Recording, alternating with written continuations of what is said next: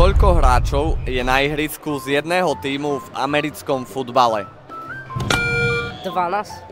12 nie je správna odpoveď. 11. Je to 11, takže 1-0. Koľkokrát vyhral Sagan majstrovstva sveta v cyklistike? 4-krát. 4-krát nie je správna odpoveď. 3-krát. Je to 3-krát.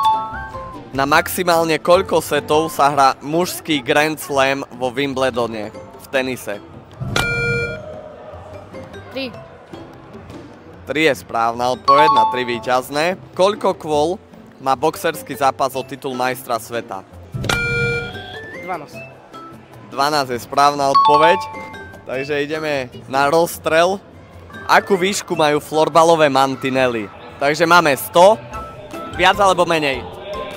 Menej. Je to 50 cm, takže si bližšie k správnej odpovedi a vyhrávaš.